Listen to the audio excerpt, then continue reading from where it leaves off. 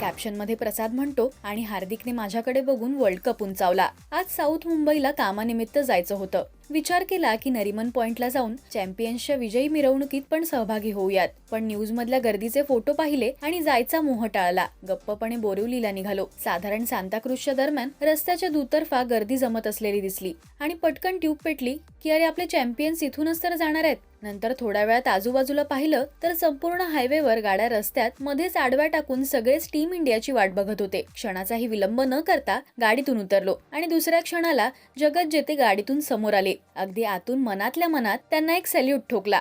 कदाचित तो मनातल्या मनात अगदी मनापासून ठोकलेला सॅल्यूट टेलिपथीने हार्दिक पांड्यापर्यंत पोहोचला असावा। त्याने सुद्धा पुढील क्षणाला बसमधून माझ्याकडे बघून वर्ल्ड कपचा कप उंचावला। IPL दरम्यान ज्या मुंबईने हार्दिकला ट्रोल केलं, आज त्याच मुंबईकरांचं स्वागत खुल्या दिलाने स्वीकारायला हार्दिक अगदी ड्रायव्हरच्या बाजूला बसलेला। त्याच्या पाठोपाठ अर्ध्या सेकंदासाठी दर्शन झालं ते द वॉल राहुल द्रविड, गरजेच्या क्षणी उभा राहणारा बुम बुम बुमरा, दुखापतीवर मात करून दमदार पुनरागमन करणारा ऋषभ पंत आणि सगळेच आमचा बोरिवलीकर रोहित। विराट सूर्या सगळ्यांना सॅल्यूट ठोकायचा होता। भेटतील तेही असे अचानक। गर्दी जमणे आणि जमवणे यातील फरक पाहिला। स्वागतासाठी अशी गर्दी स्वतःहून जमली पाहिजे। टीम इंडिया चॅम्पियन्स, तुम्हाला प्रचंड प्रेम आणि अभिमान मित्रांनो, भावांनो। प्रसादचं क्रिकेट प्रेम हे आपल्या सगळ्यांनाच माहिती आहे। मराठी सिनेविश्वातील बातमी, अपडेट्स आणि गॉसिपसाठी तुम्ही सबस्क्राईब करा राजश्री मराठी।